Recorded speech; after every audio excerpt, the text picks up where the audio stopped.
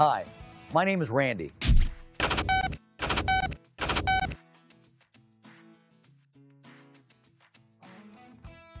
And I'm the Chief Driving Instructor on the Ford Driving Skills for Life program. In this video, we're going to talk about where to place your hands on the wheel and why we feel that that is important. We're also going to talk about airbags and seat belts. Usually, when I'm driving, I try to keep my hands in the 9 o'clock and the 3 o'clock position, just like the hands on a clock. The reason that we try and drive with our hands in this position is so that we have the best range of motion without moving our hands off the wheel. The other reason is so that our hands aren't in front of the airbags if we can help it. And finally, 9 and 3 hand position gives us the best feel for the wheel and the best control. Just like when people don't sit right, people often don't hold the steering wheel correctly for a variety of reasons. They might think it doesn't matter. They might think it looks goofy to hold the wheel properly. They might not know that 9 and 3 makes a difference.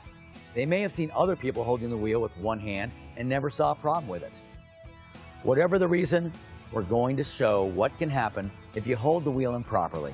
Look, if you hold the wheel with one hand up at, say, the 12 o'clock position, like so many people do, you just don't have as much control. But the other thing to think about is what happens to your hand if the airbag deploys. Bam! Doesn't seem like a big deal until you realize that an airbag comes out of the steering wheel at anywhere between 175 and 200 miles per hour. Your hand hitting your face at 200 miles per hour is going to hurt. Remember also that an airbag is what we call an SRS, or Supplemental Restraint System. It's designed specifically to work with another system. That other system is the seatbelt. A lot of people ask why you need an airbag if you have your seatbelt on.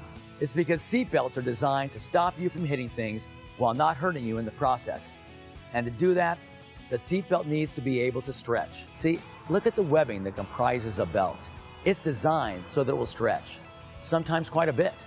So while the belt slows your forward motion safely, the airbag meets you and stops you from hitting the wheel. It all happens in a fraction of a second. Not wearing the seatbelts and having an airbag in front of you can be a real problem. Let me put it to you this way. I drive cars for a living, and I wouldn't even think of driving without a seatbelt. Use these things. It saves lives.